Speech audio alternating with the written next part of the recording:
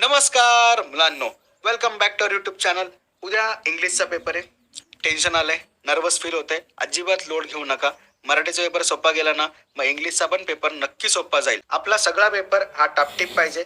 Grammatical mistakes कमी करा आणि रायटिंग स्किलचे प्रत्येकाचे जे काही फॉर्मॅट आहेत ते व्यवस्थित फॉलो करा. आता सोबत काही महत्त्वाच्या गोष्टी पण बघा. सेक्शन 2, सेक्शन 3 आणि सेक्शन 4 ह्यामध्ये डायग्राम्स येतात. म्हणजे टेबल असेल, काहीतरी वेब डायग्राम टाईपमध्ये अशा काहीतरी क्वेश्चन दिलेले असतील, तर हे क्वेश्चन मध्ये जसे डायग्राम दिसत आहेत अगदी त्याच प्रकारे तुम्हाला आन्सर शीट मध्ये काढायच्यात. त्यानंतर प्रश्न झाला की लगेच पेन्सिलने रेषा मारत चला. नंतर मारतो, शेवटच्या 10 मिनिटात मारतो, टाइम मिळेल असा विचार अजिबात करू नका. ऑन द स्पॉट झालं की लगेच रेषा मारून कन्फर्म करा, म्हणजे मार्क कन्फर्म होऊन जातील.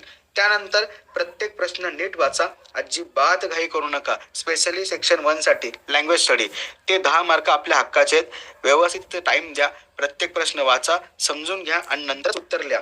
आता आकृत्या पेन्सिलने काढल्या तरी चालतात, मार्क कट होत नाही. जर पेनने फॉलो करा, फॉर्मॅट लास्ट व्हिडिओज मध्ये आलेले आहेत. पेनने काढल्या आणि जर आकृती चुकली तर मात्र प्रॉब्लेम होईल.